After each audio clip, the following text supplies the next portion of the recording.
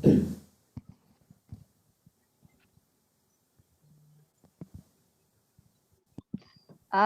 morning and good afternoon, everyone, from where you have joined us from. Happy World Environment Day. My name is Victoria Wangoi, and with me here is my co-host, Idowo Adekunle. You are all welcome to the 2021 World Environment Day Symposium webinar, organized by the 111112 Foundation in collaboration with the Swedish Embassy, Abuja. World Environment Day is a United Nations Day celebrated globally on the 5th of June every year. This is an international day where governments, organizations, and individuals spread awareness about the environment and environmental sustainability. This year, we are going to extensively focus on the need to conserve the heart of our world, the biodiversity, the enormous variety of life on Earth. World Environment Day reminds us to strengthen the world and ensure that nature is preserved at all costs. It throws light on the root cause of serious harm to our environment. For instance, how we humans relate with the environment and if our actions are right or not and what needs to be done going forward. Thus, this day serves as a fact checker and an eye-opener for us all. We can all play a part in protecting our environment. Despite the restrictions due to the global pandemic, COVID-19 virus, we are determined to never relent in this journey to restore our environment and heed the call of nature. The United Nations theme for this year's World Environment Day is ecosystem restoration. This year will also see the launch of the UN Decade for Ecosystem Restoration. And today, our discussions will be centered on conservation in Sub-Saharan Africa. To do justice to the topic at hand, we have outstanding individuals with much needed experience in the topic of discussion.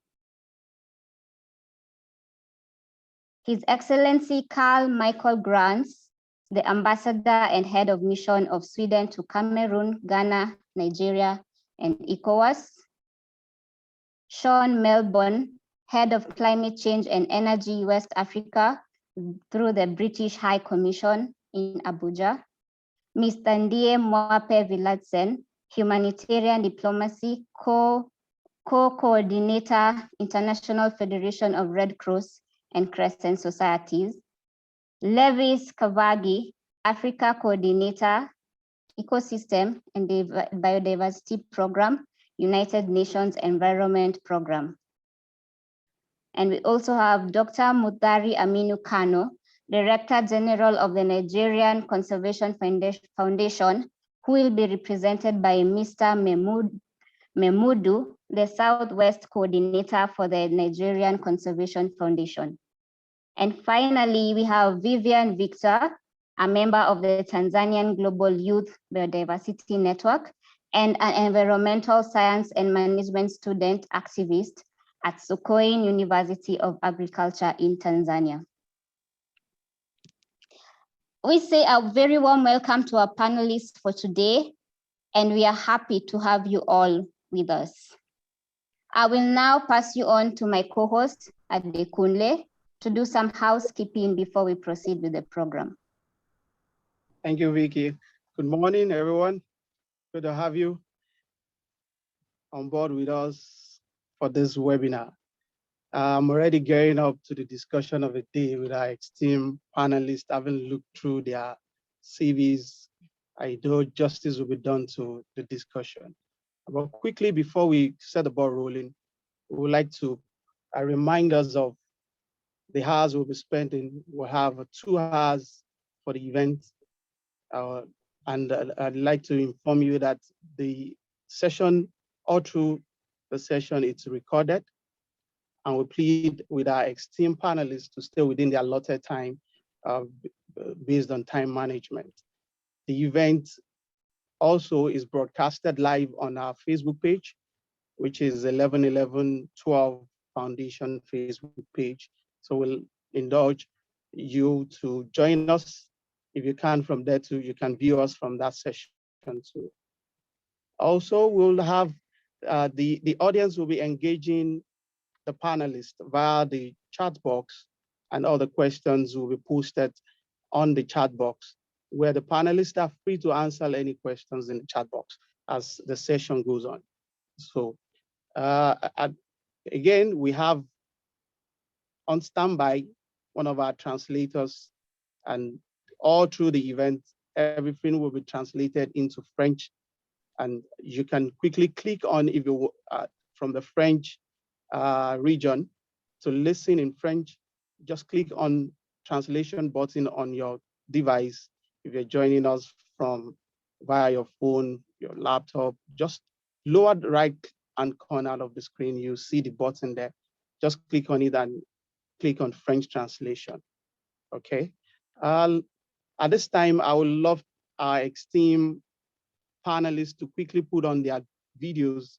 Let's have a group picture as we kick the ball rolling.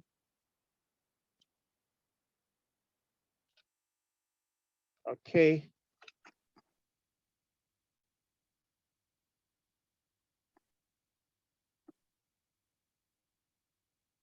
Okay, just a moment.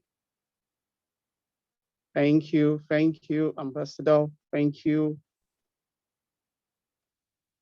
Thank you, Ibrahim. Thank you, Sean. Thank you, Vivian. Thank you, Levis. Thank you. Thank you. Okay. All right, Vivian. Vicky, you can take it off from here. Thank you. Thank you so much, Adekunle, for that.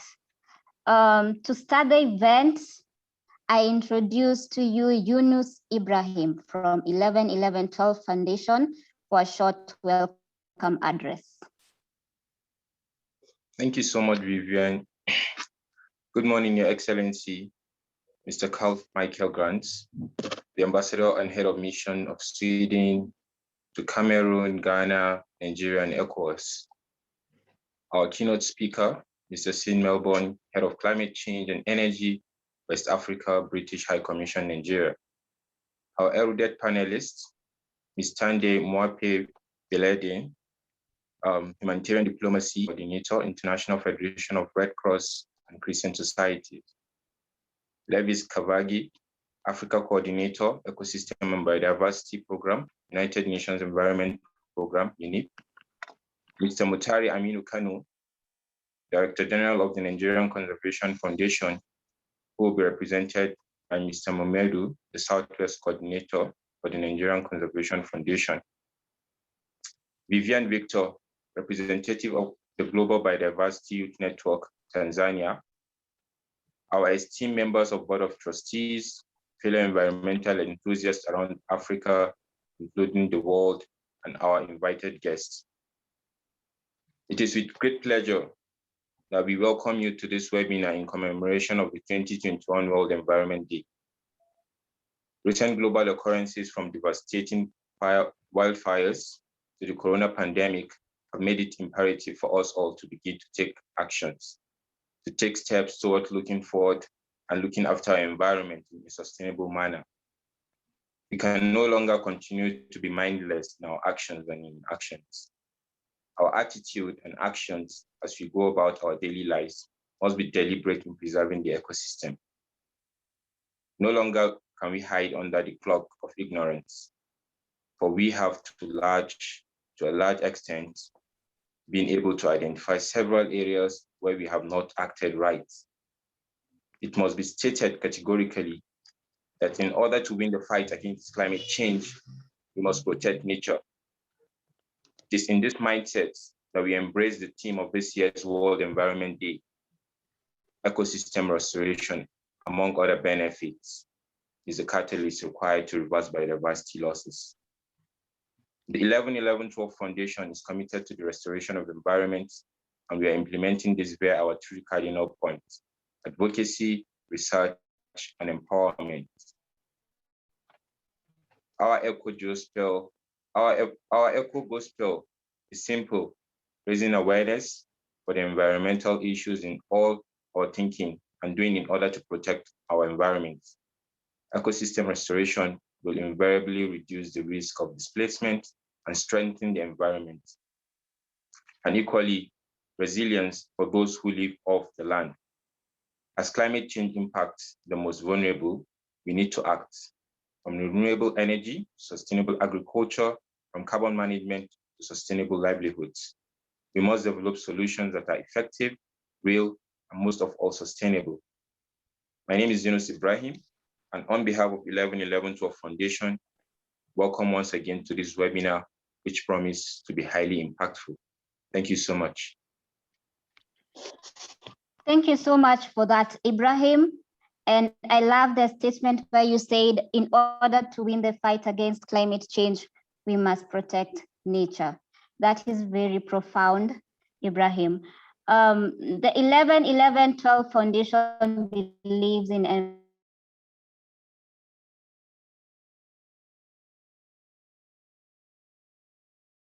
research and empowerment, reiterate the commitment to achieving their core values as an organization, which is to make the environment a better place for all. In a bid to achieve these goals, they have had the opportunity to work with organizations of repute who are also doing all they can to promote a healthy environment. Embassy on sustainability and environmental development in Nigeria and also in Sub-Saharan Africa as a whole. This is, as we all know, an international issue, very much so. The conservation of biodiversity is the cornerstone of the Swedish government's environmental policy. And biodiversity is a basic prerequisite for the long-term capacity of ecosystems to contribute to human well-being. Ecosystem services are a foundation on which the Swedish economy and also our welfare actually are built upon.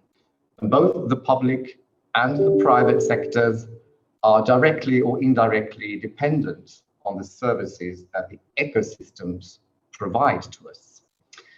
As we all know, our planet has limited resources and our own well-being depends on this biodiversity to remain. Ecosystems, plants and animals pay no heed to national borders, and thus the Swedish government works together with other countries to preserve this biodiversity of our planet. It also tries to advance the agenda to protect valuable nature and ensure sustainable forestry, agriculture, very important issue in Nigeria, and fisheries throughout the world. Considerable progress, I would say, has been achieved in efforts involving biodiversity in Sweden. And Sweden was also the first country in Europe to establish national parks, actually. That's over 100 years ago.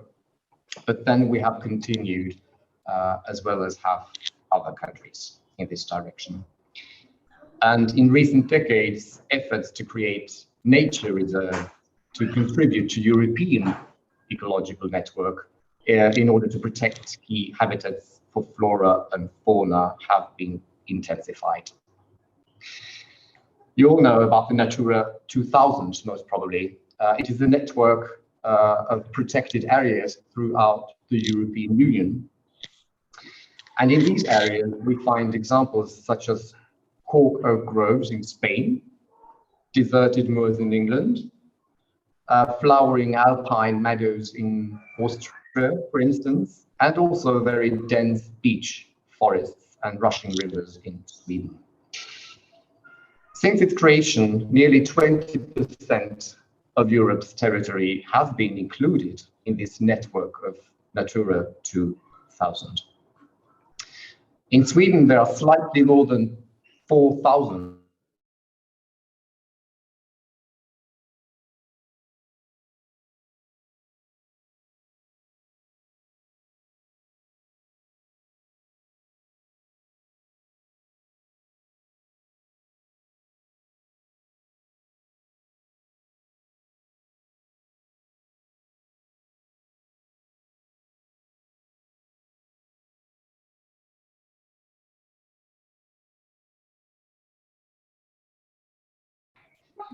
ecosystem services reveal humans' dependency on the natural world and the diversity of, for example, plant and animal species in forests, oceans, lakes, deserts, and wetlands.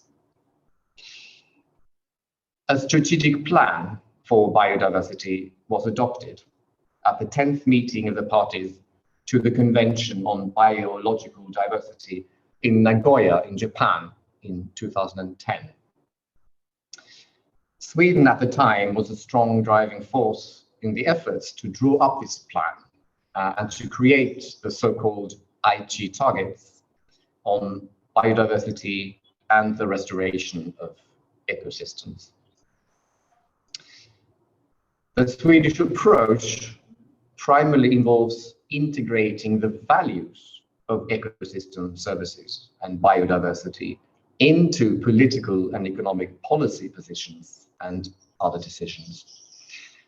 For example, ecosystem services must be included in environmental accounting, planning, and decisions of land use by public authorities, the design of economic instruments, and the development of business models, innovations, and standards.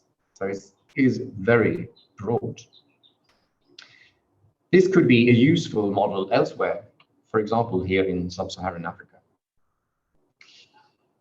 The Swedish government wants to make it easier for business companies to assess their dependency on ecosystem services and make it easier for investors to get information about a company's full value, where these services should be included. Business opportunities that are directly linked to ecosystem services are found in such sectors as agriculture, once again, forestry, but also the pharmaceutical industry, fisheries, and tourism. It must be said that it is a major challenge also for Sweden to live up to the targets of the UN Convention on Biological Diversity, which involves all countries to ensure long-term protection for at least 17% of terrestrial and inland water and 10% of coastal and marine areas by 2020. That was last year. To achieve this goal, Sweden plans to increase the protection of biodiversity, protect more natural forests, and to establish more marine reserves. Regrettably, we are now at a global development crossroad after a decade in which all of the 2010 Aichi goals to protect wildlife and ecosystems have been partially or fully missed. The UN reported last year in 2020 that the natural world was deteriorating, and failure to act could undermine the goals of the Paris Agreement on the climate crisis and the Sustainable Development Goals of the UN, the SDGs.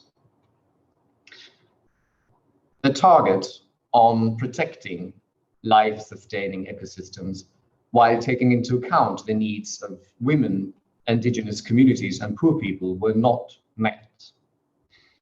The assessment of the state of nature on Earth found ecosystems that provide clean water, medicine, and support livelihoods have not been protected, disproportionately affecting women and vulnerable communities. To recite David Cooper, Deputy Executive Secretary of the Convention on Biological Diversity, and I quote, "We are still seeing so much more public money invested in things that harm biodiversity than in things that support biodiversity." Now we must stop and turn around this development in Sweden, in Europe, and across the African continent as well.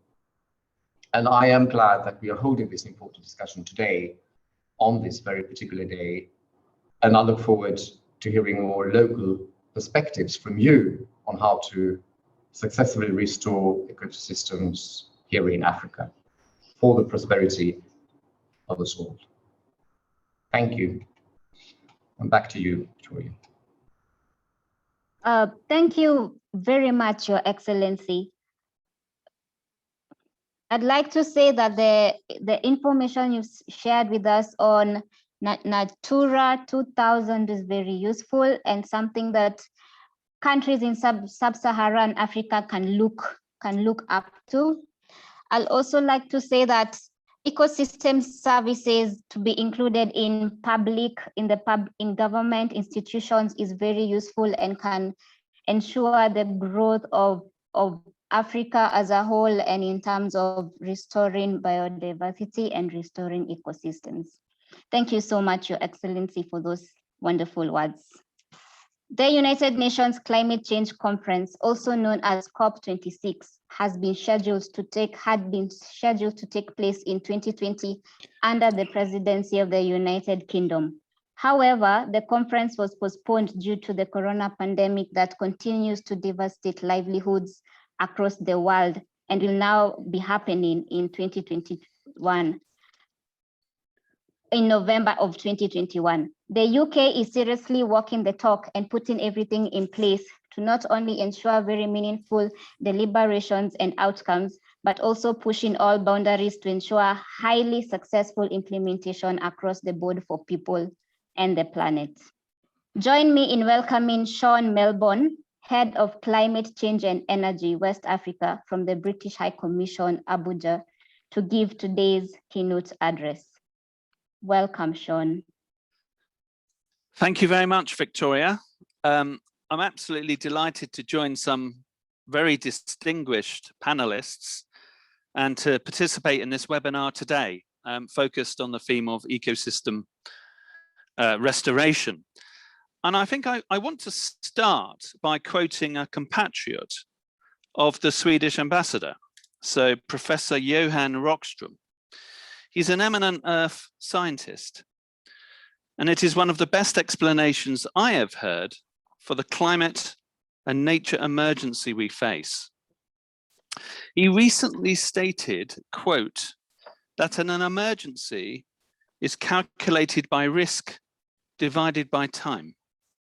Risk is probability multiplied by impact. And scientifically, we now have a very unfortunate set of data in front of us. We know that the likely impact on humans of climate disruption, mass extinction, and air pollution is very, very high indeed. And the probability is also uncomfortably high. And this adds up to a very high risk. Now divide that by time. We have unequivocal evidence that we have entered a decisive decade. If we have any chance to prevent the loss of more than 1 million species, we must halt biodiversity loss now, not in 20 or 30 years. If we want to have any chance of keeping global warming to 1.5 degrees Celsius, we need to cut emissions by half over the next 9 years.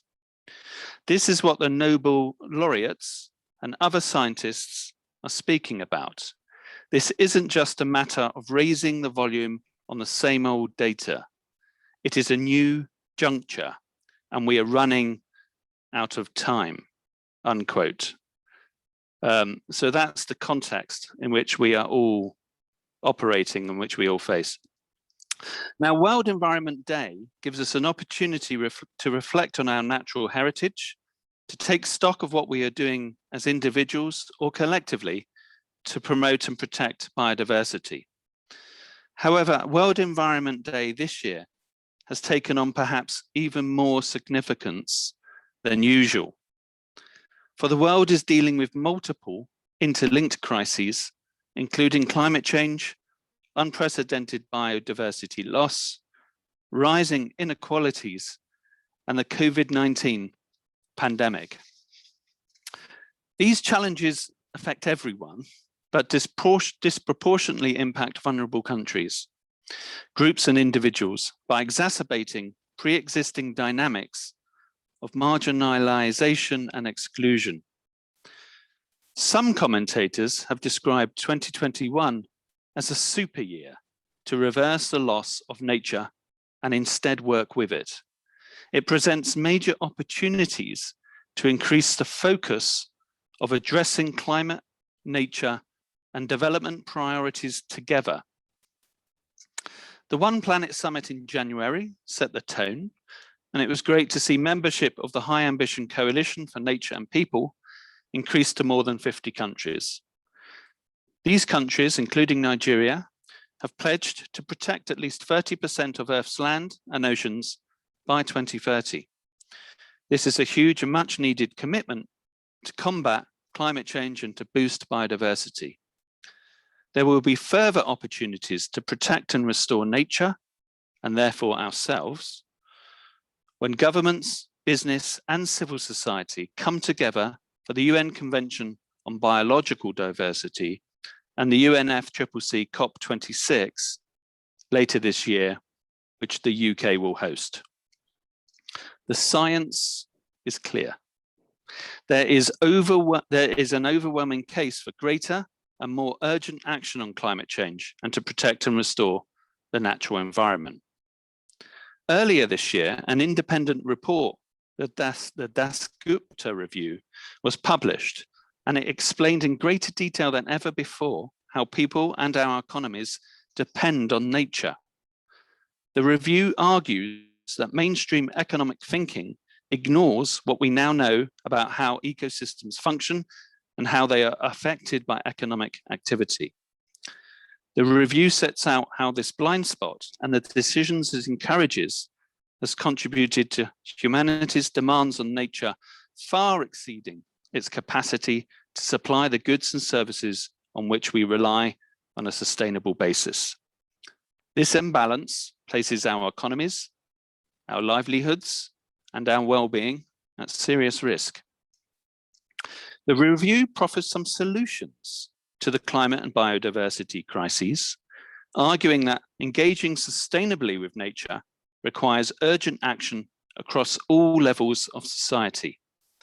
It also argues that action now would be significantly less costly than delay and help to achieve wider societal goals such as climate change and poverty alleviation. Financial institutions, corporates, and governments are finally beginning to act. Yesterday, many endorsed the launch of the Task Force on Nature-related Financial Disclosures, an initiative designed to support a shift in global financial flows away from nature negative outcomes and toward nature positive outcomes. For mainstreaming biodiversity into the financial sector is one of the prerequisites to reversing nature loss. Conferences, pledges, reports all have their place, but we urgently need to move beyond words to real-world action. The nature-based solutions could deliver up to 1/3 of the global mitigation required by 2030 to help slow dangerous climate change.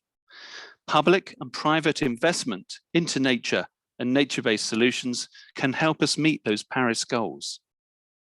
We should go further and consider the role nature and nature-based solutions can play in mitigating or in raising mitigation in nationally determined contributions as part of an economy-wide approach. And I'm delighted to see that such solutions will play a more prominent role in Nigeria's enhanced NDC. Agricultural production has tripled over the last few decades, delivering positive results for food security, economic growth, and poverty reduction. Yet current practices, including conversion of land and forests and unsustainable use of soils and water, are driving climate change, environmental degradation, and biodiversity loss. Agricultural commodities such as palm oil, soya, beef, and cocoa currently accounts for over 80% of tropical deforestation. We must protect forests while promoting development and trade. We must promote sustainable and climate resilient agricultural practices that regenerate ecosystems instead of destroying them. The active participation of several West African states in 2 COP26 initiatives, the Forest Agriculture and Commodity Trade Dialogue and the Sustainable Agricultural Dialogue, both of which aim to stimulate and support sustainable farming practices that also support nature, is therefore welcome. Now, climate change is often seen quite rightly through the prism of risk, but there is a $4.5 trillion prize rapidly opening up for governments, farmers, and businesses with huge opportunities for market growth in healthier and more sustainable food. We must capitalize on this opportunity and drive a just rural transition. Finally, we must in tandem also drive forward the protection of marine ecosystems to improve the ocean's resilience and support the restoration of critical habitats, such as coral reefs, mangroves, and seagrass beds. Ladies and gentlemen, we cannot tackle climate change effectively, nor restore nature without ensuring inclusion is placed front and center of our climate action.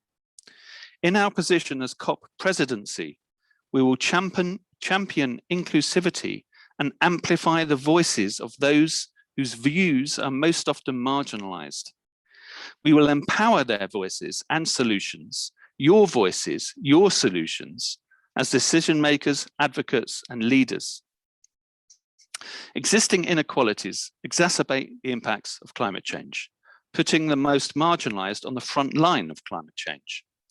This affects in particular women and girls, people with disabilities, youth, Indigenous people, and those facing multiple exclusions based on their characteristics. Yet historically, excluded communities can be seen as agents of change. Their knowledge and leadership is necessary to deliver effective local solutions. Indigenous peoples, for example, as stewards of 80% of the world's remaining biodiversity, have unique knowledge which will be integral to policies and action to combat climate change and restore nature. And the voice of young people around the world is equally a powerful catalyst for change. The inclusion of diverse views enables innovative solutions and drives better climate outcomes. It can catalyze greater economic opportunities for individuals and communities, lead to improved health and well-being, and contribute to better management of natural resources, resulting in a more sustainable and equitable future. I believe we must all strive to ensure that all people, especially marginalized communities, are included, consulted, and empowered to participate in decision-making, planning, implementation, and assessments in relation to climate action, much like the ambassador said. On that note, the UK warmly welcomes Nigeria's groundbreaking Gender Action Plan on climate change, one of the few countries in Africa to have produced such a plan. One of the tasks of COP26 is to conclude the review on action on climate empowerment. This takes place every 8 years and considers progress on empowering people through education, training, awareness, participation, and more. And this webinar today is playing a role in that important agenda, and I look forward to the subsequent debate. Thank you for listening. Thank you so much, Sean Melbourne, for those insightful words. And one of the most catching statements was, the science is clear. There is greater action needed on climate action. And as we go to COP26 in November, I hope that the message will be on taking urgent action on climate change, as we are currently facing a climate emergency.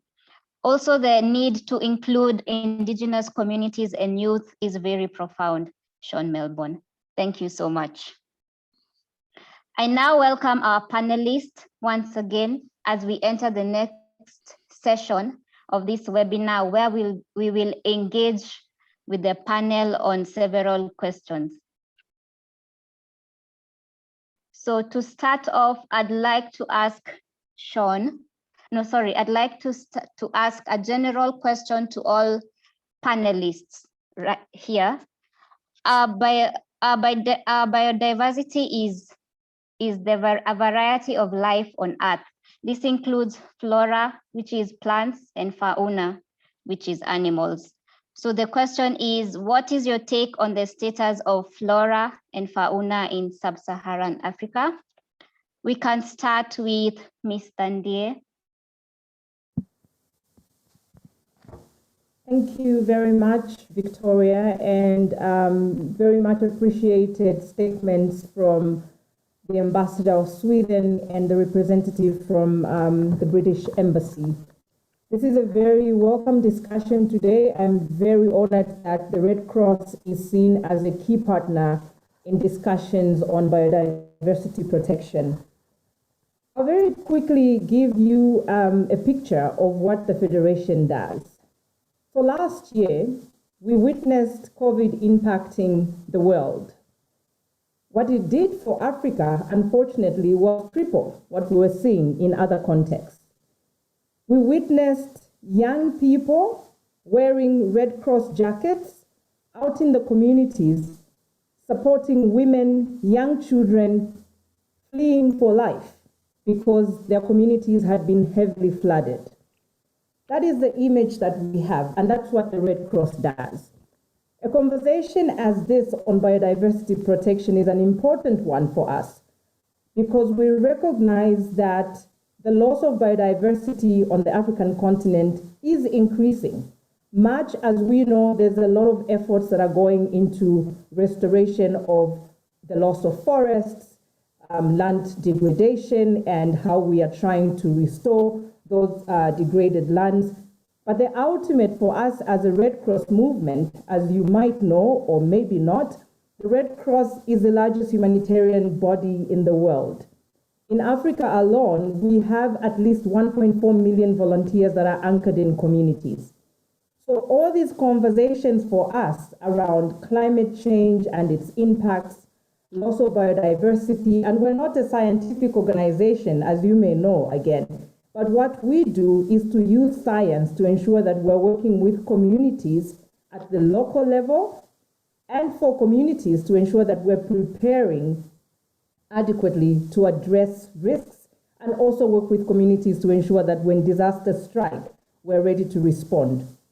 So in terms of the work that we're doing as a federation, ours is to listen carefully to what the science is telling us. And thank you again for making that very, very strong statement on science being clear on the impacts that climate change is having on communities, on our environment, and also on general sectors of our communities. We recognize as a Red Cross and the Red Crescent movement that without action, feeding into the communities themselves, without engaging communities themselves to be the ones that are taking a step forward in addressing some of the impacts on biodiversity loss, we are not going to win this battle in climate change, no biodiversity protection. So our message remains very clear in all the conversations that we're having around these conversations, that investments must translate into action at the community level. It is the only way we're going to translate all these fantastic policies that we have on sustainable development, on ecosystems, on climate and environment, even on urban, because we do understand that while biodiversity loss are primarily maybe happening because of human activity, there is a lot also to do with the destruction that we've done to the environment. So I think I'll end there to just give you a picture of what the Red Cross does, and I'll be happy to engage further in the conversations that follow as regards what we as a movement are doing to ensure that, again, we keep people at the center of conversations. And I'm very happy to see the young people involved. The issue of marginalization came up, young people inclusion, women inclusion. But for us, we take it right back to the community level where we insist that these conversations must be anchored in communities because our policies are not making sense to people on the ground if they don't see that their lives are protected, their livelihoods are protected, and also that they have the ability to protect their children from disasters because of climate change impacts, but as well as ensure that they are able to feed their families. I will talk more about the impacts that we're seeing in terms of disasters and emergencies emanating from climate and environmental crisis, but also issues around food security, which are quite alarming. And I think using the words of both the Swedish ambassador and the British representative, British High Commission representative, we want to see that we work with partners globally to ensure that the commitments that we've made in international frameworks are translating into concrete action for people that are most vulnerable to climate risks, people that are most vulnerable to biodiversity losses, because ultimately, these are people that have actually contributed very little to the environmental crisis that we're seeing as a global community. So let me end there and allow others to come in, and hopefully we can come back into the details of issues on the humanitarian impacts of biodiversity loss, but also climate change. Thank you so much, Ms. Tandir, on stating investment must translate into action at the community level. Levis Kavagi, you can go next. Good afternoon, good morning, colleagues and fellow participants. It's a pleasure to be here as the United Nations Environment Program, and especially the fact that UNEP together with food and agriculture organizations have been mandated to co-lead on the UN Decade on Ecosystem Restoration. As regards the question, and thank you, Your Excellency, Ambassador Carl, and thank you, Sean, for setting the pace for this webinar. As regards the question which you have raised in terms of wild fauna and flora, from point of view of degradation of ecosystems, there are certain drivers of degradation in Africa in particular, which we must take into consideration as we enter into the UN Decade on Ecosystem Restoration. We also have to remember, as United Nations Environment Program has reminded us, that we have 3 planetary crises that we must address today. The first planetary crisis is the nature crisis, where report after report has shown that we continue to lose biodiversity, we continue to lose species. Our ecosystems are being degraded at a high rate. And unless we take action, business as usual is not going to be the case anymore. The second crisis is related to climate change. And in the climate change, as Sean has mentioned, it's about taking action to avert the crisis that we might enter into if we continue emitting greenhouse gases at a rate that is unsustainable and not for the Earth not to be able to recover from increased temperatures. As of course, the climate crisis is also related to biodiversity and nature crisis, in the sense that increased instances and impacts of climate change will also cause change in species of flora and fauna. And the third crisis is pollution. We are consuming more materials today, we are consuming more products today, and the end effect is that we have more waste that is being generated, and it is being disposed unsustainably in many countries, especially in Africa, where solid waste is one of the leading crises that we must address. Without addressing solid waste management, it is going to be a problem in future for even the climate crisis and the nature crisis. So these 3 crises, we need to look at them, to put them into perspective as we enter into the UN Decade on Ecosystem Restoration that is running from 2021 to 2030. About the drivers of loss of wild fauna and flora, And key among them is climate change. And therefore, if a solution on climate change is a win-win also on biodiversity and nature action. It is important that climate change is taken into consideration so that we address loss of biodiversity, loss of species, as a report that has been issued last year in 2020 showed that we risk losing up to 1 million species if action is not taken. We have also the issue of illegal trade in wildlife. And the issue of illegal trade in wildlife is a major driver of change in ecosystems and biodiversity. And it's also contributing to our interaction with wildlife and the risk of zoonotic diseases, as COVID-19 has demonstrated, that we are endangering the very essence of life on Earth. So if you want to avert more zoonotic diseases and incidences of zoonotics, then we need to also address the interlinkages between human beings and their relationship to wildlife, both the wild fauna and flora. We have an issue also of invasive alien species.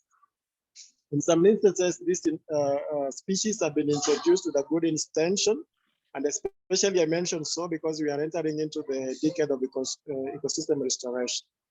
When you do restorations, some projects and programs may, with a good intention, attempt to provide restoration solutions. But as we have seen with some species, both plant and animal species, and both affecting terrestrial ecosystem, ecosystems on land, and aquatic and marine ecosystems, for example, in oceans and lakes, we have seen that some species that have been introduced with a good intention to try and avert degradation of ecosystem or to restore ecosystems have themselves become invasive alien species. These species tend to dominate where they have been introduced, to the extent that as they take over and control the they subdue the local and traditional species in those areas. So this is one of the drivers of ecosystem degradation. And the fourth, but not least, is change in land use and how we use land generally. As population increase globally, but also in Africa in specific, we are seeing that there is need for increased production, especially in agriculture, where we want to produce more food to feed the increased population. But how do we produce this food? There are two options. One is to intensify agricultural production by using higher inputs like fertilizers, pesticides, and so on. The other option is to open up more land. To produce more food, we need more land that can produce higher per acre production. Or if you want to get more fish, then we have to increase the catchment area that we are going to fish in order to produce enough food to feed the continent. Now, the use agricultural production, both animal and plant production, agricultural production has its pitfall, in the sense that if you convert more forest land into agricultural production, or in recent years we have aquaculture that is using water resources to produce more fish to be able to feed the population that is increasing. So these are just four of the drivers of change that we have. I want to stop here because of the time, but I wanted to just mention that we have drivers of ecosystem degradation in Africa, which we must take into consideration as we enter into the decade of ecosystem restoration. Thank you very much. Thank you so much, Levis, for sharing with us the 4 drivers of change. Now, I'd like to hear a youth perspective on the status of flora and fauna, and so I welcome Vivian to share with us. Well, thank you very much, Victoria, and all other members of the panel. Particularly, I would like to say the status of the flora and fauna in Sub-Saharan Africa requires continuity of the ecological restoration, as mostly of the Sub-Saharan African countries are developing countries, which are still struggling and putting efforts to grow. So to attain the development, exploitation of the natural resources is a constant attribute. Eventually, the status of the flora and the fauna is likely to be affected, and I believe the ecological restoration is likely to assist and halt the loss of biodiversity, specifically the flora and the fauna. Thank you for listening. Thank you so much, Vivian, on emphasizing the need of continuity of ecosystem restoration. Now I'll go to Dr. Muthari. Who's been represented by Mr. Memudu. Good morning, everyone. It's a pleasure to join the rest of us and the rest of the world to mark the 2021 World Environment Day. Back to your question, I think if we look at the status of biodiversity in Africa, I would say the status and the levels are declining. And we can't talk about ecosystem restoration without looking at what are the main causes, the main drivers. All of us agree that we are faced with a lot of crises for now, particularly, chiefly, is habitat loss. If you look at habitat loss, they happen in several ways, either through deforestation, when we talk about intensive agriculture on account of more demands for food, and in order to affect food security issues, and also our expanding or exploding populations that particularly in developing countries in Africa, we have failed to actually effectively control human populations. All these have put pressures on the need to put more food on the table, particularly food supplies, and they tend to degrade more of our environment. If you look at logging and non-sustainable, the way they are currently is unsustainable. And you look at the development, we need to strike a balance between our development and how we conserve our natural resources. When we talk about habitat loss, we invariably talking about the consequences, which are far-reaching on biodiversity loss as well. When you talk about biodiversity loss, we're already talking about illegal and unsustainable exploitation of natural resources, particularly the wildlife resources, to fill the growing markets locally, regionally, and internationally. And now we are faced with zoonotics, because the more you lose the habitat, the more you bring yourself closer to this wildlife. And now with closer interactions with them, there is bound to be more zoonotic epidemics around the world and things like that. And also, you talk about another crisis, which is the climate crisis. It's staring us in the face. It's a reality now. And that is why we must keep our focus, maintain the momentum, and come up with stronger voices to advocate for more actions to nip all this in the bud, particularly if we must have our resilient ecosystems, if we must keep our ecosystem safe and to continue to support life, then we need to tackle climate crisis. And also lastly, we speak about the driver, which is a majorly pollution as well. We've talked about our waste, how our consumption patterns have changed, and what we do to the environment. Now, all these are declining in the developing countries, particularly Africa. And we can't run away from the fact that we owe our very existence to nature. Without nature, particularly forests, the trees, you can't have ecosystems. And if ecosystems are not sustainably managed, then human populations will crash.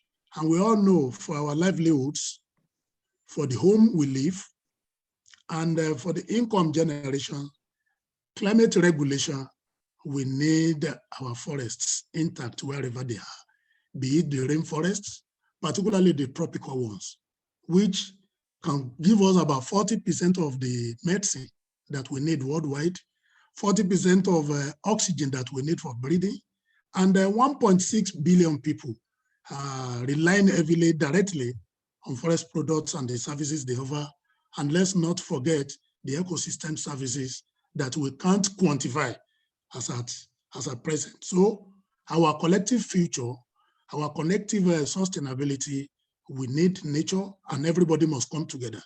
Like the platform that we are all making use of today, which is giving us a leverage to come together with one voice, to advocate for general action, and for people to see more the need for them to participate and contribute towards environmental management and sustainability.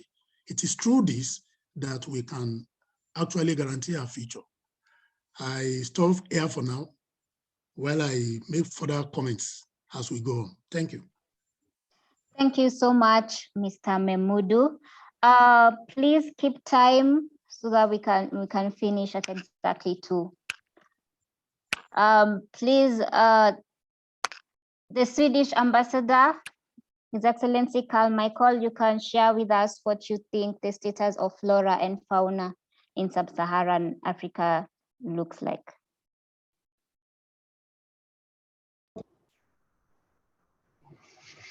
I think I will pass on to my colleague Axel if he's still around, since he knows the subject much better than I do. Axel, are you around?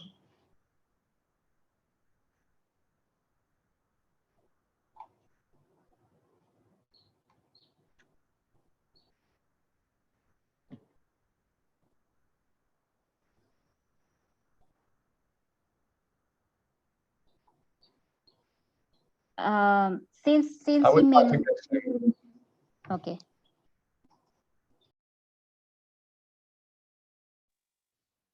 Sean Melbourne, you can share with us as well. Yeah, sure. I'll be brief because I know time is ticking, and it's difficult to add too much to the insightful remarks that have already happened. But I mean, when I started this job less than 2 years ago, the narrative was all about climate change and only climate change. And I think there's been a welcome shift in that narrative and much stronger recognition that climate change and biodiversity loss are really inseparable, and they require global action to tackle together. And that's why the UK is working with international partners, including African countries, to drive action in the way we use the land and oceans and put nature on a path to recovery by 2030. I've already mentioned how nature-based solutions could deliver up to a third of of global mitigation required by 2030.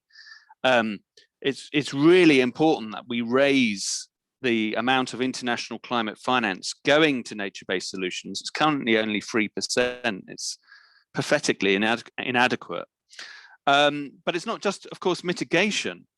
Africa's wetlands and its mangroves also protect coastal communities from flooding, so they have an important adaptation and resilience role as well.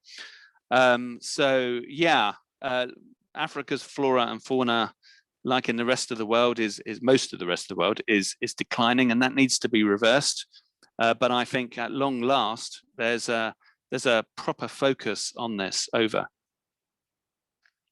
Thank you so much. I'd like also for you to share with us, since the United Kingdom and her allies are playing key roles in the environmental sustainability drive here in Sub-Saharan Africa, can you please shed more light on some of your current involvement or projects that has to do with ecosystem restoration in this side of the continent?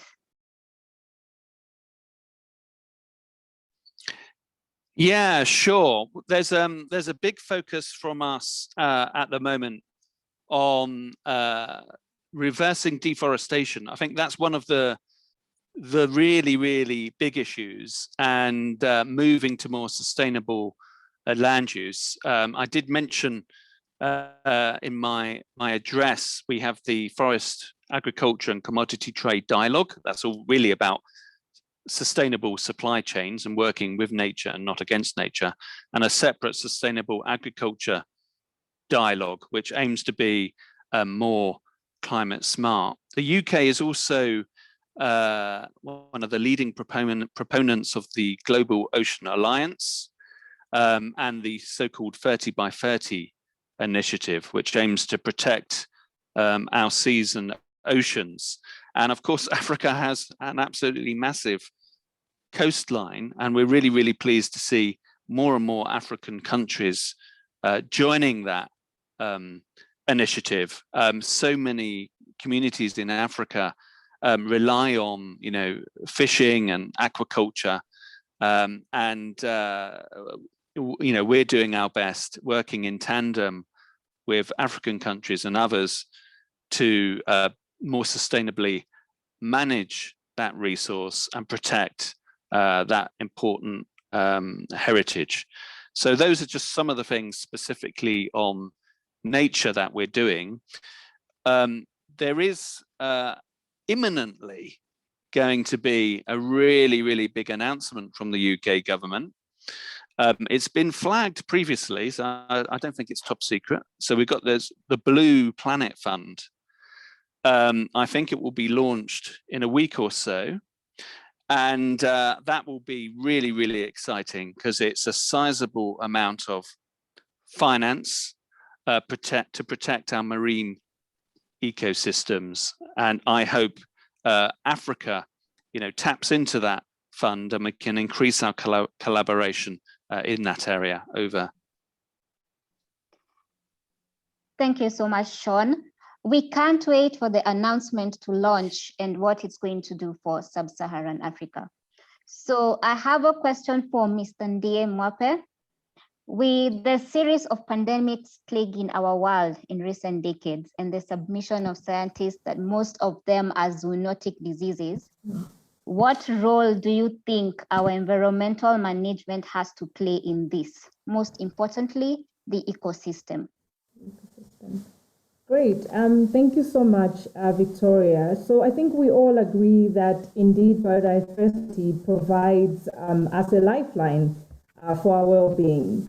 I mean, it's the same biodiversity that is actually also feeding economic growth for a lot of countries. Understanding, though, I think as one of the speakers just spoke about, that the destruction of our forests, the destruction of our environment is actually taking us as humans closer to where disease is, because we are now somehow invading the space of nature, whereas we should really be thinking about more critically how we coexist with nature. And the thing is, actually, nature will carry on. Much as we destroy it, we are the ones that are actually facing the much dire impacts. So in terms of, I think, understanding the problems that surround why we are where we are today, issues of climate change, pollution, deforestation, and the whole management of our ecosystem, I think it is important that we consistently remember that actually we are much more dependent on nature than nature is on us as human beings. And I think we live for today and hardly think about what our actions are doing for future populations. I wanted to quickly also reflect on the issues around, again, why we are where we are today. And again, for us as a Red Cross, remember, I have mentioned that our focus is really on ensuring that we focus on vulnerable people, because I think we can talk as much as we can about great frameworks, but the impact on the most poor and the most vulnerable, those that don't have systems to protect themselves when disasters strike, that is a problem that we face as a Red Cross movement.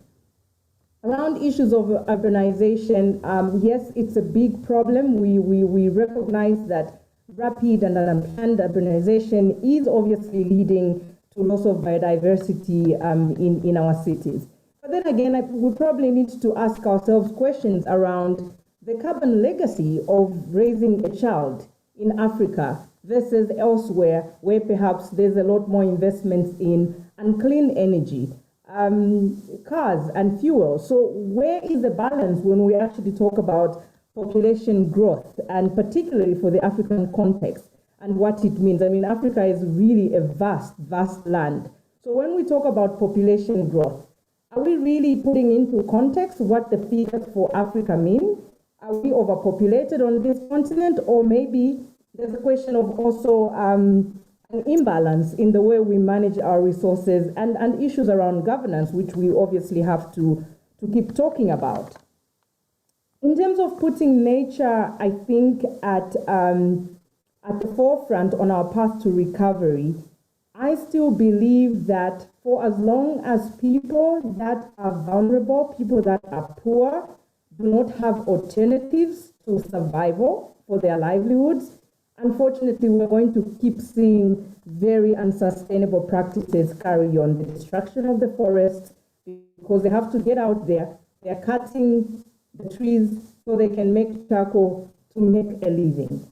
So what alternatives are we giving people to ensure that while we talk about biodiversity protection, people actually have an alternative for survival?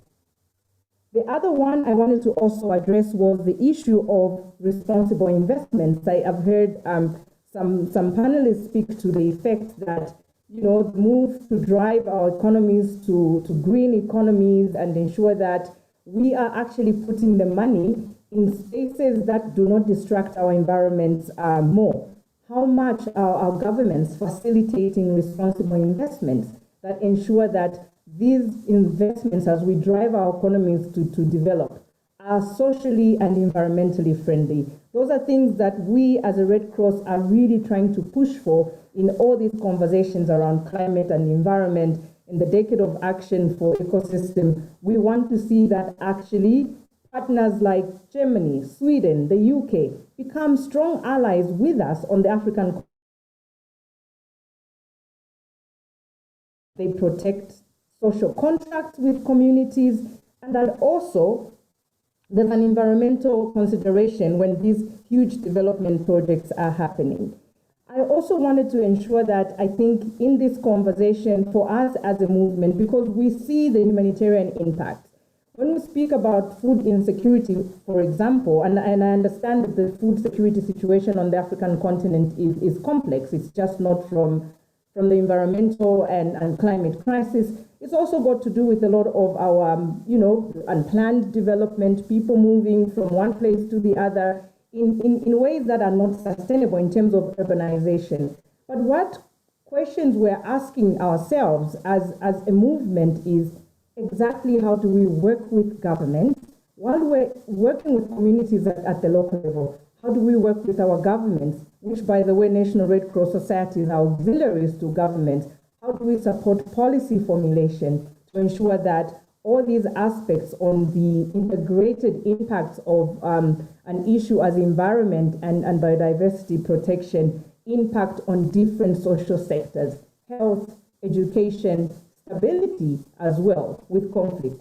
So we come back right to the issue of we want to ensure that we protect our environment, because with the destruction that we're seeing, we know that it impacts lives and livelihoods of people. And we insist people for us is a number one priority that we have to look at when we look at all these different policies. Thank you so much, Ms. Tandie. Responsible investment is the word. Vivian, do you think the youths are key to any meaningful progress in this ecosystem restoration campaign? Over to you. Yes, I think the youth inclusion and participation is the key, because the largest population of the sub-Saharan youth is the youth. I mean, it's almost 60% of the population, and that's according to the 2019 World Population Data. So eventually, they are the main resource in terms of production and the key target that encounters the environment each and every day. Thus, to any ecosystem restoration campaign, their voices and implementation gives a major impact to the society. And I believe they're the key. Thank you very much. Thank you so much, Vivian. Excuse me, Victoria, may I come back? Yes. The Swedish ambassador here. I'm sorry to take the floor. Well, I'm no expert in flora and fauna in Nigeria or Africa, but I think when we look at the challenges that, and I think you mentioned most of them, they are quite obvious if you're in a country like Nigeria. And sadly to say, most of them are a result of human activities. Deforestation has been mentioned by several of you. It is a huge problem, not only in Nigeria, but in West Africa and many parts, also in Brazil and many parts of the world. And it clearly affects our climate and the biodiversity, which goes away with the forests that leave. The second is desertification. Being very close to the Sahara, we can see that the Sahara is growing. That is partly because of climate change, but also because of human activities in the Sahel, close to the Sahara. Deforestation is one of them, but this affects also conflicts, and we have heard it in farmers, etc. And conflicts hurt biodiversity as well. So it becomes kind of vicious circle, I would say. And the third main challenge, you have also mentioned it, several of you, and that makes me confident because I don't hear it very much and very often in Nigeria, population. We must see that the population, the very fast growing population in Nigeria and other countries, it does affect our environment, the climate, and the pressure on our resources that we have.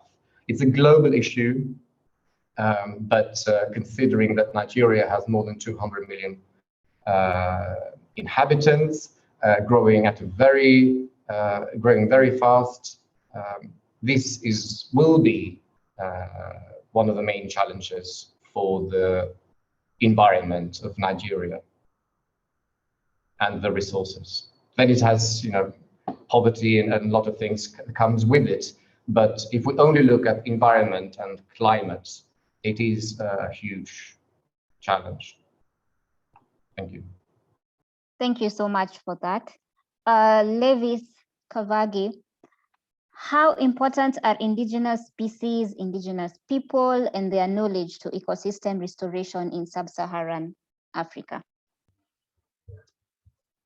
Thank you, Vicky. Actually, traditional knowledge, traditional and indigenous knowledge, including the communities that live in directly depend on ecosystems and biodiversity, are important.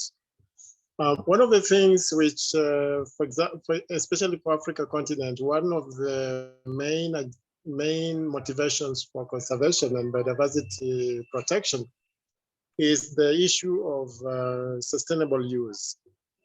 When it comes to the issue of sustainable use, there are quite a number of issues around local knowledge, indigenous peoples, and indigenous local traditional species that go into restoration. One is in terms of what we call the Nagoya Protocol on access and benefit sharing of genetic resources. And it is increasingly becoming important for Africa region that, for example, pharmaceutical companies have used some of the indigenous knowledge to be able to explore the active ingredients in plant and animal species that are active for different ailments in animal and plant medicine.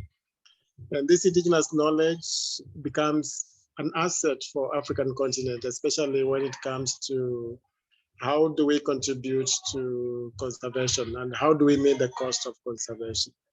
Secondly, when we do talk about restoration, one of the mistakes which has happened in the past is looking at restoration as mass plantation of land cover, for example, with one species of trees, which is not the case for restoration. We need quality restoration. We need to look at how is the ecosystem restored to its basic function? How was it functioning before?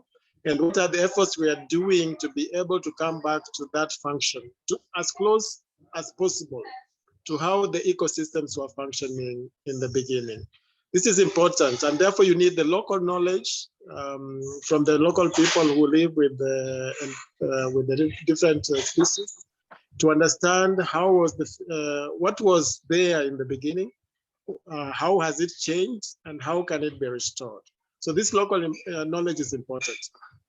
And the quality of ecosystem restoration means that we don't just restore, we don't just plant trees, or we just don't restore lakes and marine environment for the sake of it.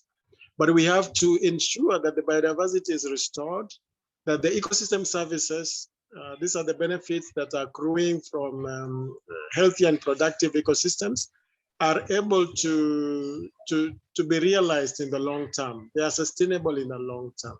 So quality of restoration is important. And for quality of restoration to be achieved, we need to make use of local and indigenous knowledge.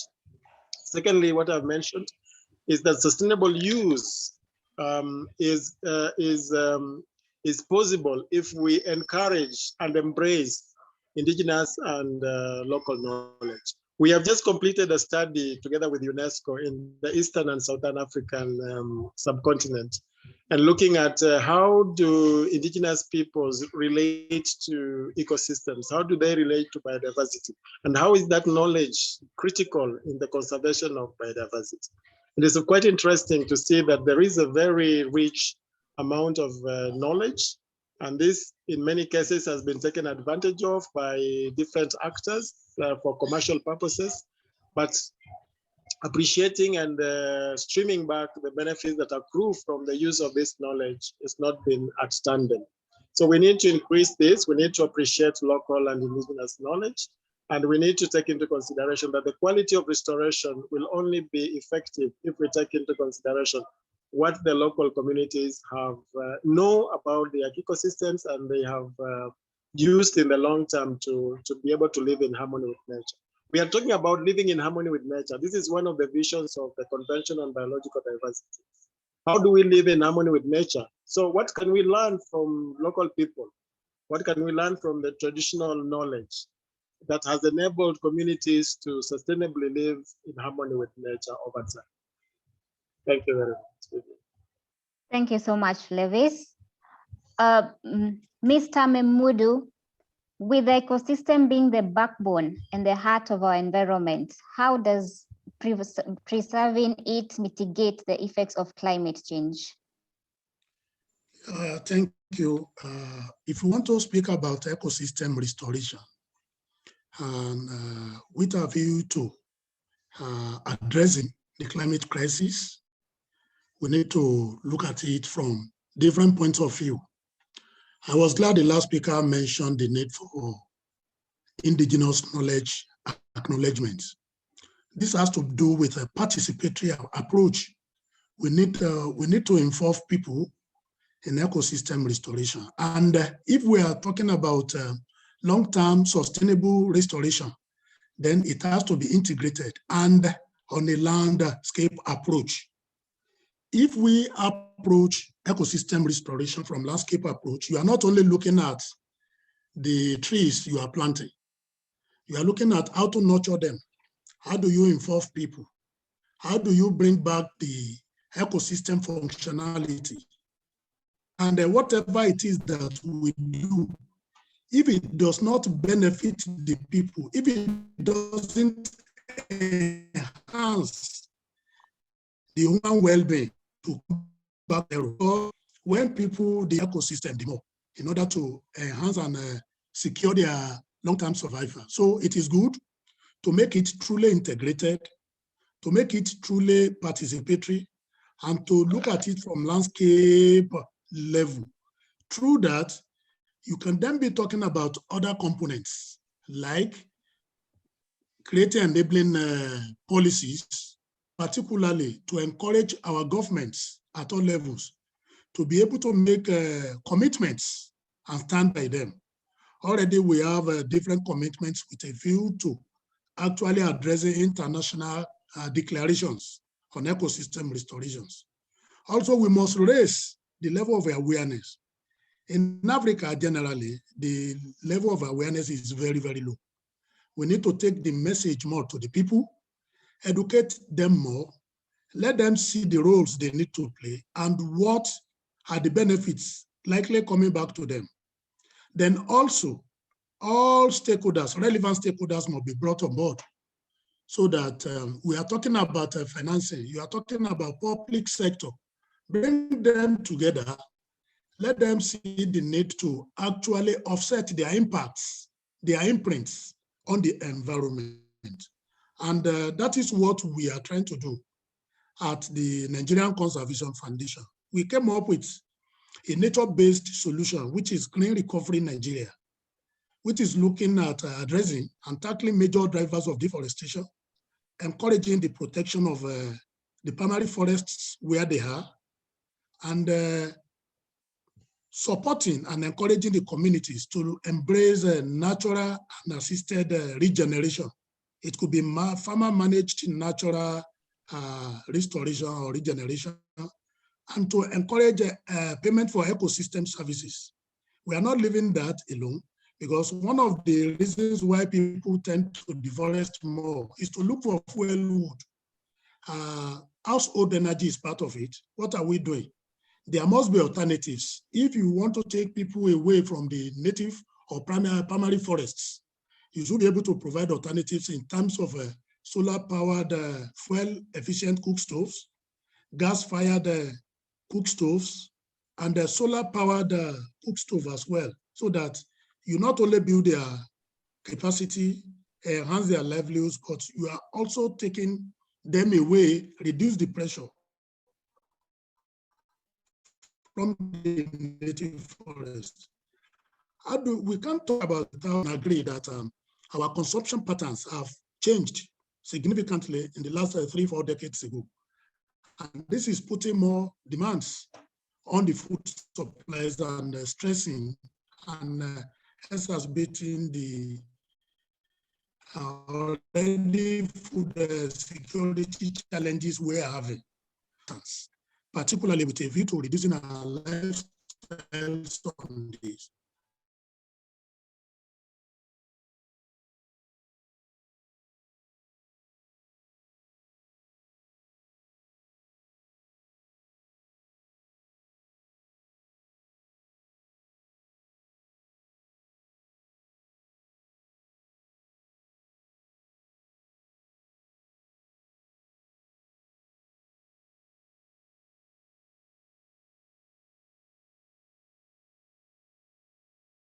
Are contributing to people's livelihoods, the improvement of people's livelihoods and welfare. We, as the Netherlands Red Cross, rather as the International Federation of the Red Cross and Red Crescent Societies, are extremely excited about this initiative because we do see the potential that it has to improve the lives of people, but also contribute to protecting our environment and putting it back on the path to recovery. As you know, the Great Green Wall initiative that is led by the African Union stretches from the West Coast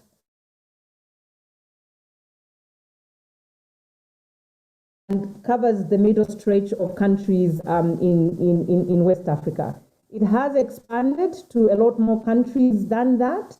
The conversation has expanded to the Southern Africa region as well, because the issues of land degradation and desertification are also quite prominent in the South as well. We believe that with, again, the principles that my colleague from the Nigeria Conservation Society has spoken about, those are really critical in implementing the Great Green Wall Initiative. Issues around participatory approaches, community engagement, empowering young people to be really key ambassadors and implementers of the initiative, but also influencing policies is one of the core principles that the Great Green Wall is embarking on. We also understand that there is such a huge excitement really across the board, not just on the African continent. Our partners in Western governments are supporting the Great Green Wall Initiative in its implementation, and a lot of monies have been pledged towards its implementation. And the hope really is that step by step, community by community, we start to see issues on land degradation start to transform. The Great Green Wall Initiative is just not about trees, by the way, as I said in the beginning. It's about ensuring that, yes, land is restored, regreen Africa through planting trees, but it's also a core contributor to economic growth at community level. Issues on security as well are those that are being addressed as well through the Great Green Wall Initiative. Those of you that are experts on issues in the Sahel and the Lake Chad Basin, for example, will understand that the diminishing size of the lake has actually led to diminished resources for people to access water, their grazing lands, and is actually resulting in conflict. What the Great Green Wall Initiative and the partners are trying to do is to try and address some of those fallouts from the degrading natural resource within the Sahel to ensure that, I think, as much as we continue to restore these natural resources, people start to have alternatives to their lives and support their well-being. So it is an initiative that we're keenly supporting as a Red Cross through the Africa Agenda for Renewal initiatives, where we are focusing on tree planting as one of our priorities. We do hope that through our 49 Red Cross national societies across the continent, we try to ensure that we contribute to that ambition of regreening Africa, but with a strong focus again on improving livelihoods, creating jobs through restoration initiatives. Again, like one of the speakers said, the whole restoration agenda is actually should be seen as a business model instead of looking at it as charity. So that's one of the things I'll briefly say about the Great Green Wall, and I hope maybe in future conversations we can make sure that we bring in the African Union that can give a lot more elaborate information around how the initiative is being supported. But for us as a Red Cross, through our tree planting initiative and our focus on zero hunger, reducing food insecurity to about 100 million people that are now projected to face acute hunger on the continent, that we contribute to the implementation of that initiative and wider sectorial impacts of land restoration and also climate change impacts. Thank you so much for those amazing insights, Ms. Tandie. For the audience, you can drop your questions for the panelists at the chat section or the Q&A section, and then we can answer them as we go along. I'd like to invite Axel Hallgren to state his view on the status of ecosystem in Sub-Saharan Africa. Welcome.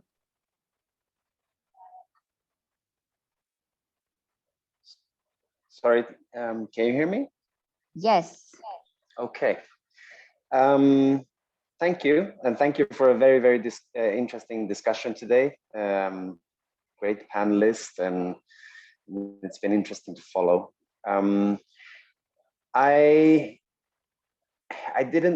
It's complicated to comment on the flora and fauna over Sub-Saharan Africa as a whole. Of course, it encompasses so many different types of climates and tensions and politics, and so I feel like I would leave that to the experts in the region rather than. But I wanted to mention as part of ecosystem restoration, what was mentioned earlier, the pitfall that can be if you, for example, plant the wrong trees or plant too much of a monocultural plantation, or if you don't think through how you're planting. And as an example of ecosystem restoration in Sweden, we work a lot with wild meadows. So trying to recreate wilderness, basically, and wild meadows have a very rich species richness. And actually, the Swedish Nature Conservation Association, they are creating a project now that's going to be a wild meadow spanning across roads for over 1,000 kilometers. And it will start next year. It's actually going to be the world's largest wild meadow in one stretch.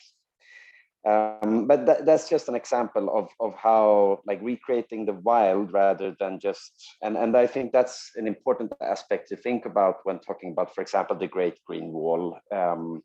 which type of trees, how you take in the socioeconomic factors, and also like make the local communities become stewards of the environment, because otherwise trees will not be planted at the same rate they're being cut down. So it's that's an important aspect of it. But yeah, I'm very glad to have participated and listened in today. I'm happy to answer any questions. I didn't introduce myself, but I'm a Climate and Environment Promotion Officer at the Swedish Embassy, and I've had the pleasure to work together with the 11-11-12 Foundation many times throughout my time with the embassy. So, thank you. Thank you so much, Axel. Most of the panelists have mentioned youth inclusion and involving the youth. As a youth representative, Vivian, what is your take on the level of youth inclusion and participation in the Sub-Saharan environmental sustainability drive?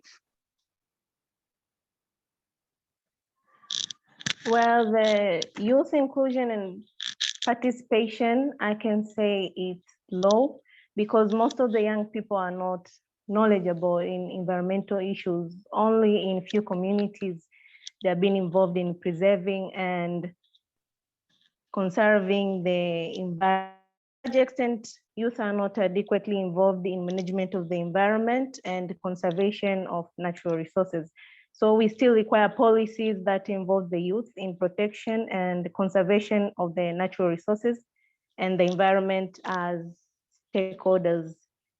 The Convention on Biological Diversity acknowledges and recognizes the youth participation, and the Global Youth Biodiversity Network has closely started working with the various non-governmental organizations in national levels, such as Worldwide Fund for Nature, Earth Day Network. All in all, it's just to put an effort to raise the concerns on the nature protection. Thank you. Thank you so much for that, Vivian. We see that a lot of opportunity is needed to be given to the youth for them to be included in the conservation about biological diversity. Mr. Ndie, you want to add to that? Yes, I do want to add to that because I do believe Victoria's voice, I think, has to be really listened to, and I think it is up to us here as the grown-ups that are leading some of these conversations to ensure that we are including the voices and the work of young people. I think much as we have seen that for the longest time, there was quite a lack of engagement of young people. You've heard a lot of the panelists here who I think are not really representing the youth speak a lot to the fact that we need to ensure that young people are involved. And I think, and I pray that in all our engagements, we are all making that deliberate effort. I did want to make mention that there's quite a growing number of young people on the continent that are leading phenomenal work on biodiversity protection, climate change. I mean, think about Vanessa Nakate in Uganda, really globally known activist on climate change. There's Oladosu as well that's working on the Lake Chad Basin and has got such a strong voice and knowledge around how exactly young people should be involved in the restoration of that fantastic and powerful ecosystem that unfortunately we've seen degrade. I've seen Yande Banda in Zambia who's working with ministers at the policy level to really interrogate how governments are functioning and including young people and young people's voices and needs in policy development. There's a young guy in South Africa called Sia Sikomasi. He's running a fantastic land restoration initiative through an entrepreneur idea where he's growing trees, but for a business. So he's not doing this as a charity. He's invested his life into restoring the environment, but using that as a business model as well. So I think we need to emulate those examples, bring them to forums as this, and listen to them and the work that they are doing to ensure that actually we at this table start to, I mean, it's the work of the 11-11 Foundation as well. It's a group of young people that are driving this initiative. You've managed to bring people together and very knowledgeably facilitating a session as this. we have to give recognition that your voices are important. You are leading these conversations, and I think your activism of many years is actually coming to fruition in the older generation paying attention to the work that you're doing.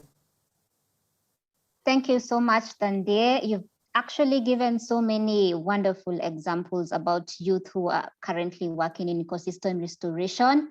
I'd like to welcome Levis. You can share as well. Thank you, Vicky. I just want to pick up from where Tandy left. Tandy has mentioned a number of youth initiatives.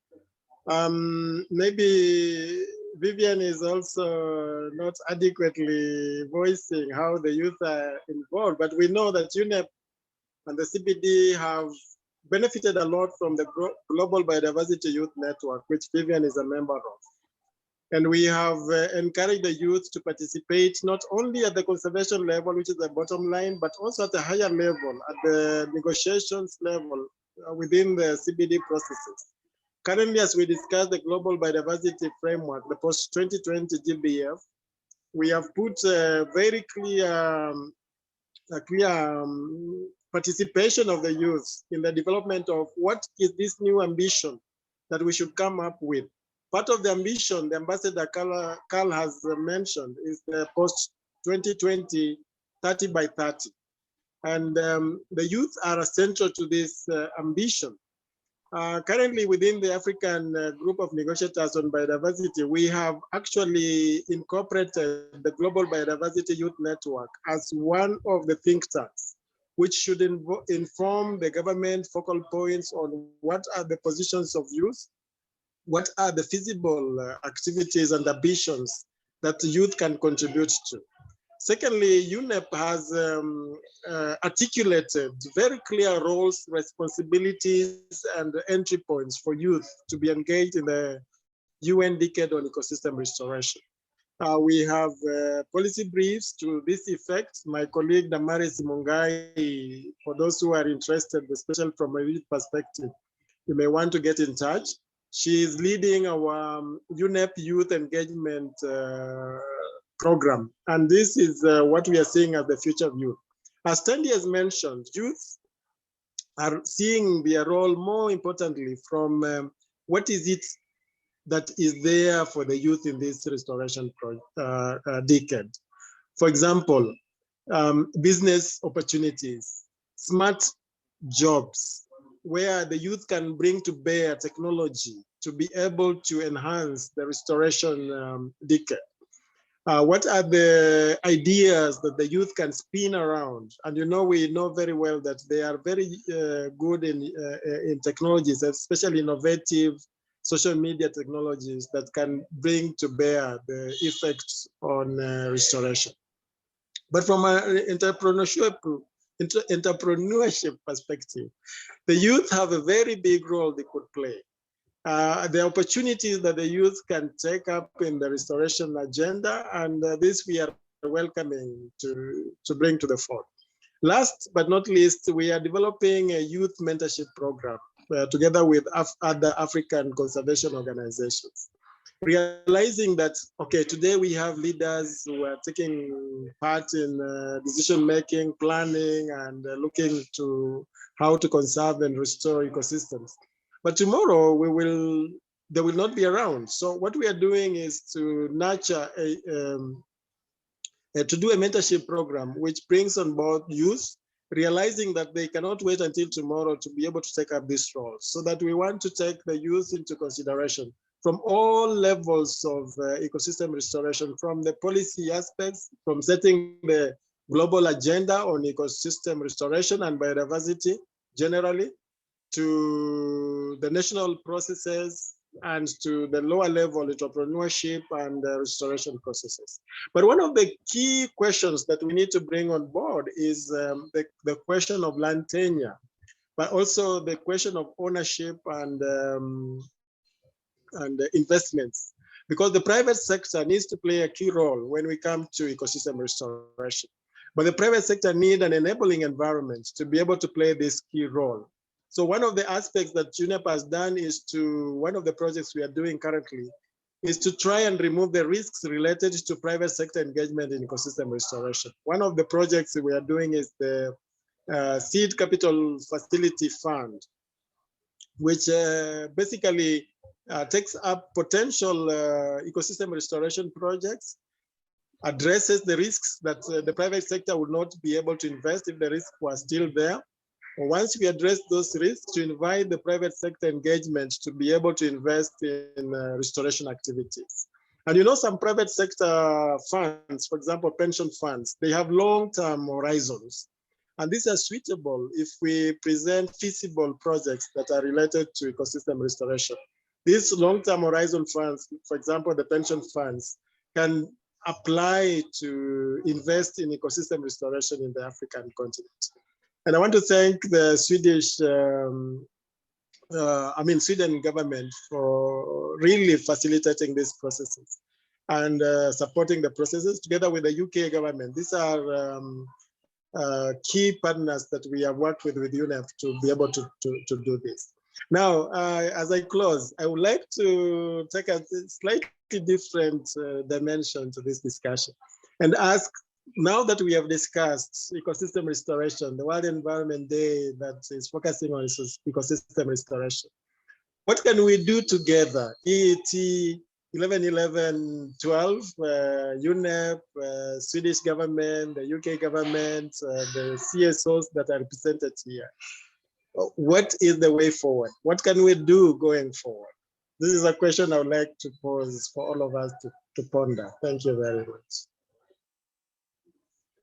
Thank you so much, Lewis, for those insightful comments. As we approach COP26 in November, this question would go to Sean Melbourne. Sean Melbourne, several COPs have come and gone with little impact and achievements. What are the key things that will be done differently at COP?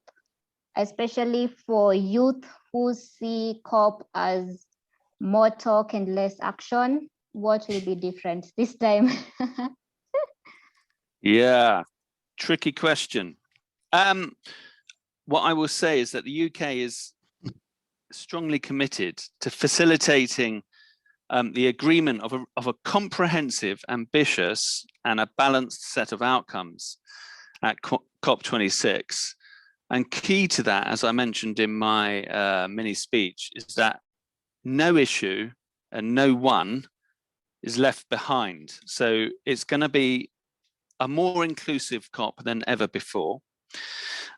Core objectives of ours include increased climate finance, securing commitments by all G7 members on net zero, the phasing out of coal, the protection of land and seas, deeper collaboration in green technologies, a decent global biodiversity framework that works, and improving the sustainability of supply chains. So in a nutshell, that's what we're trying to do. You mentioned the youth, and the speakers are quite right. Young people play an absolutely vital role in driving forward real world action on climate change, going beyond the rhetoric and actually taking actions and measures that make a difference. I mean, the youth, and in particular youth from the global south, are essential partners in effectively tackling climate change and ensuring that no one is left behind. The youth are not a homogeneous group, of course. Youth themselves have diverse interests and expertise, but we're keen to harness that on the road to COP26 and indeed beyond. So what we're doing is raising the profile of youth-led climate activism and solutions. We've established a COP26 Civil Society and Youth Advisory Council, where young activists, NGOs, Indigenous peoples, and faith groups are very much part of our conversations in the planning of COP26. And of course, we're working in close partnership with the Italian government, who will host the pre-COP and the Youth for Climate event this September. And that's going to bring together more than 400 youth delegates to discuss a number of topics, with a final declaration submitted to ministers attending the pre-COP. So the youth are absolutely vital. They have the energy, the enthusiasm, the innovative solutions that they can bring to the table. So it's great to see so many young people on the line today, online, and I'd like to continue that conversation. Over. Thank you so much, Melbourne. So we're expecting more action from the COP. Time is not on our side, and at this point, we'd like to take some questions from the audiences. This will be led by my co-host, Adekunle. Thank you very much, Victoria. It's been a wonderful time hearing from the experts, youth inclusions, restoration, conservations. It's been wonderful. Let's quickly look at a few questions we have from our audience. I believe some had been answered, but I would love one to be addressed as well from Levis Kavagi. What are the players in environmental and climate change doing to unleash the potentials of forest conservation through apiculture, as we propose for solution through this atropical apiculture? I know you've said something on the box, but I would love you to reiterate some so that for the benefit of others.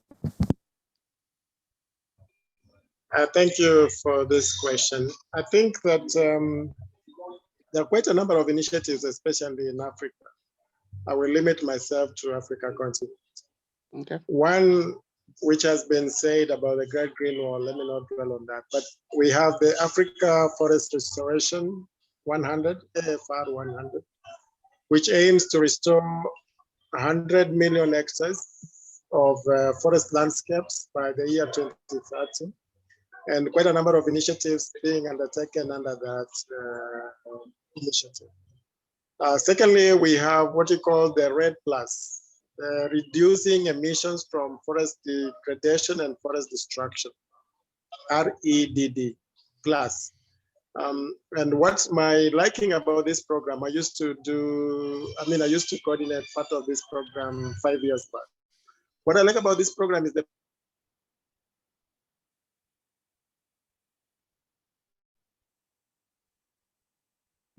plus means that we need to look at forest beyond forest themselves. We look at biodiversity, we look at livelihoods, we look at local people's engagement, we look at the youth factor, which has dwelt much of this discussion today. We look at how the other sectors also relate with forests.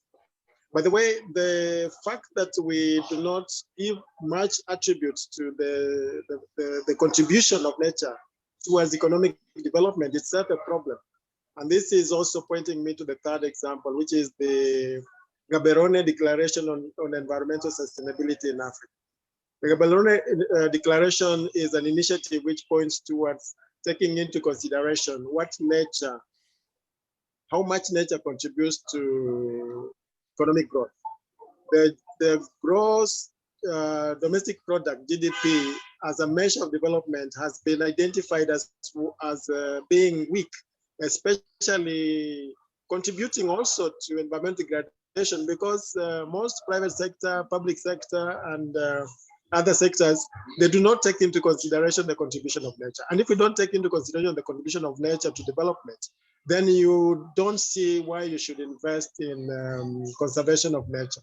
But in countries where we have done pilot projects to demonstrate how, for example, forests contribute to the GDP, in Kenya, in Ethiopia, in Tanzania, in Zambia, in Nigeria, for example, we have seen that the national governments have, realizing this importance, have themselves put their national resources towards conservation of forests in those countries. And a good example is in Nigeria. Nigeria, and in the context of the Great Green Wall, has set up a specific fund that goes towards restoration of forest ecosystems and the contribution to the Great Green Wall as a result of seeing in money terms, dollar terms, or local currency terms, how much the country is benefiting as a result of conservation and sustainable management of natural resources. So there are many initiatives. I've just mentioned a few, but there are many initiatives, not only by the UN, but by bilateral partners. I know DFID, for example, is a very key partner in forest conservation. Sweden is very key in terms of environmental conservation. It has supported a lot of efforts by UNEP in this direction and many other donors that are contributing to this. Thank you very much. Thank you very much, Ves, for that wonderful insight. Time will not permit us to take all the questions, but what I can say is most of your questions will be answered on our platforms. So look out for 1111 12 Foundation media platforms for further engagement on your questions. But before we take that out, I would love to ask Mr. Mahmoud, there's a question here. What is the main environmental movement in Africa? Someone is asking, what is the main environmental movement in Africa? Mr. Memudu, sorry about that. Yeah, if I may understand, the main environmental movement is conservation. That is what is cross-cutting and what you can find in virtually all the countries. Nigeria has its own different conservation groups and nature enthusiasts. Go to Ghana, go to South Africa, go to all these. One thing is common. We all know that we race against time. There is no more time on our hands to effect or bring about long-term sustainable natural resource management for now and for future generations to come. For everybody to play a role, we must come together as conservation groups to be able to have one voice and advocate for better policies to enhance this and bring more people into action. Thank you. Thank you very much, Mr. Memudu. I will say maybe what I picked from that is for the restoration to happen, we must cultivate the attitude of conservation. Thank you very much, sir. And I hope more engagement will be done on that. Victoria, let's take it off from there. You can take it on. Thank you so much, Adekunle. Yes. I have one question for Vivian. Tell us more about the Global Youth Biodiversity Network and how youth can actually be involved in it. Well, the Global Youth Biodiversity Network is a global network of individuals and youth organizations active on biodiversity. So we can say it's an international coordination platform for youth participation in the Convention on Biological Diversity. So and officially recognized and acknowledge the importance of the youth participation in decision-making process at all levels. Specifically, the Global Youth Biodiversity Network is committed to voice young people's perspectives and position and advocate for the rights of the future generations within the biodiversity policy arena. Also, to build the global biodiversity movement that pushes for societal changes to halt the loss of biodiversity. And lastly, we raise the awareness, build the capacities among and strengthen partnerships and collaboration between young communities and the organization. So generally, we can say the Global Youth Biodiversity Network is there to empower the youth to lead the shift that will enable the society to live in harmony with nature. Thank you. You can add, how can youth be involved if they want to be part of the Global Youth Biodiversity Network?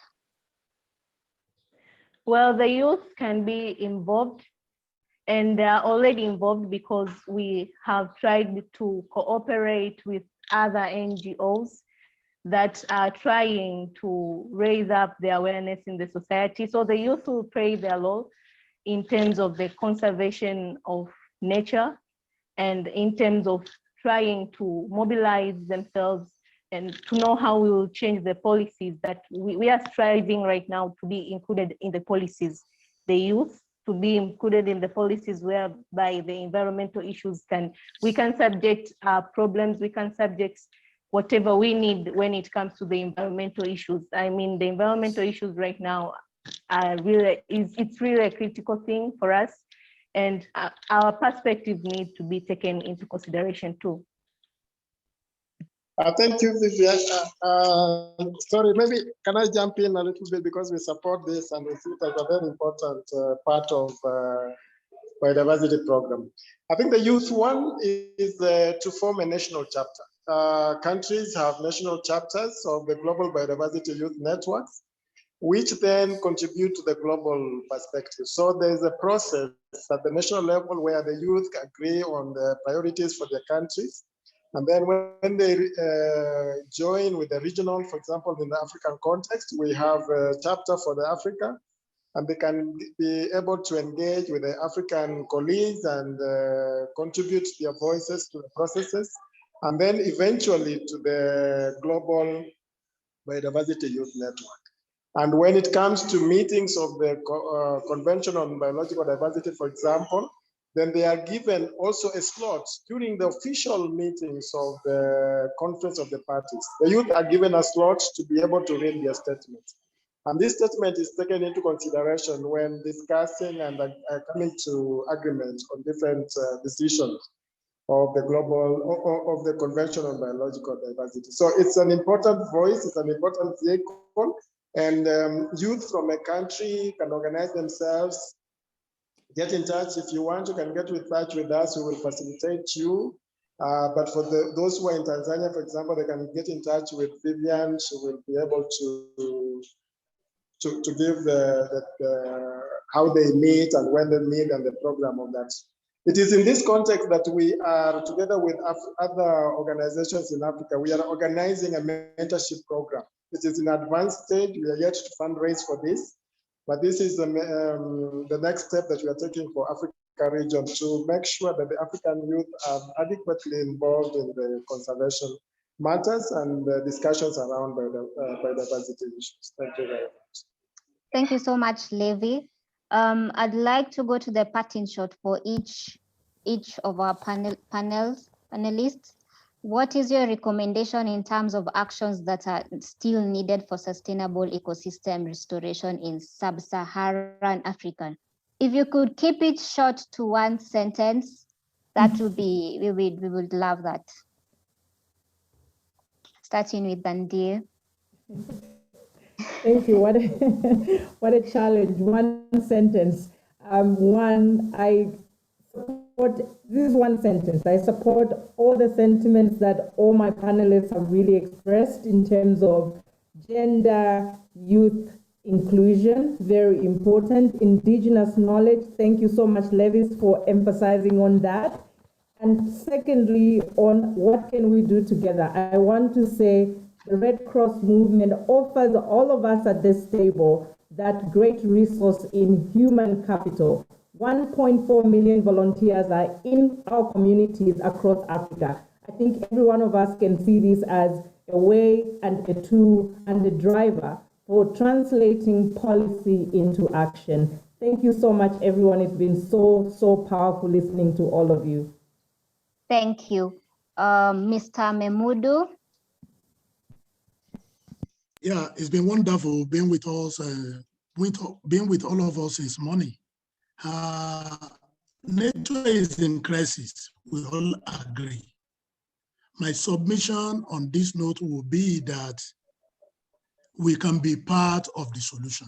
You can be part of the solution, I can be part of the solution. I continue to raise a very vital and positive voice for sustainable ecosystem restoration. Thank you. Thank you. Vivian. Oh, sorry, we can Well, go my recommend. Let's go to Sean since his battery was about to die. Yeah, I'm on 2% battery. What I would say is it would be a mistake to think that climate change is someone else's problem. Be part of the solution. Thanks. Thank you. Now over to you, Vivian. Well, my recommendation is just as Mr. Levis Kavagi once said, that I think combining the indigenous practices and the advanced technology could perform the best ecological restoration ever. We could achieve the best levels towards conservation in this era. That's what I can say. Thank you. Thank you so much. Over to you, Levis. My parting shot would be, let us innovate and co-create, all of us together, and together participate in restoration. And by saying that, I alluded to this, is EET, for example. This webinar is important. What is the next step? What can we take forward from this webinar? And I'm glad that Sweden is here and UK is here. Thanks, Sean. I would like to take a practical way forward. Can we get like a concept note that can be taken forward from this meeting? Thank you very much. Thank you so much, Levis. And last but not least, Ambassador Carl Michael. Thank you so much. To be very brief, I would say to educate and to include the youth, because the decisions that we take today will affect their future. So inclusion of youth would be the main, and that's also one of the main issues of the Stockholm Plus 50 conference that I mentioned in the chat, taking place in Stockholm in June 2022, because we need to raise awareness among young people about these challenges. Thank you for inviting. Thank you so much. So thank you for your patience, everyone. I'd like to say a great big thank you to our panelists and our audience for taking the time to attend this insightful webinar by the 11-11-12 Foundation. I now welcome our last closing remark from the Group General Manager, Barrister Adana Kalejai.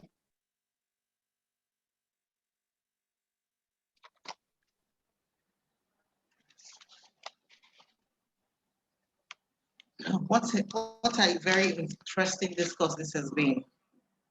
Some of the points that will be taken home for me from this discourse basically are nature-based solutions will help in meeting a third of the goals of the Paris Agreement. Investing in Africa must be responsible and respect the ecosystem of the communities. Africa should not just yearn for restoration, but quality restoration, which must be in line with how the systems will be in the beginning. And this can be done by getting local knowledge from the custodians of the communities. When we realize that 1.6 billion people rely directly on the ecosystem, it will give us a better understanding of why ecosystem restoration is vital. My name is Adana Kalejai, and on behalf of 11-11-12 Foundation, I would like to thank the embassy in Sweden, this Embassy of Sweden, Abuja, the Swedish Ambassador, Carl Michael Grant, His Excellency, our keynote speaker, Sean Melbourne, Head of Climate Change and Energy, West Africa British High Commission. Special thanks to our panelists. You have really brought insight into the issue of ecosystem restoration in Sub-Saharan Africa. To the members of the Board of Trustees of the 11-11-12 Foundation, we'd like to thank you for your unending support. To all our invited guests and audiences, we'd like to thank you for taking our time to attend this important discourse. We hope we have sparked in you the flame of action. On this note, we'll be closing this webinar. Thank you once again and enjoy the rest of the World Environment Day 2021. Thank you. Thank you. Bye, everyone. Thank you. Thank you. Thanks, everyone. Happy World Environment Day. Thank you. Happy World Environment Day. Thank you. Well done.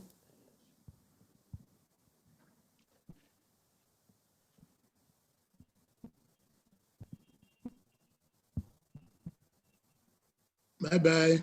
Thank you. Enjoy the rest of the day. Thank you, Mr. Memodo. Thank you.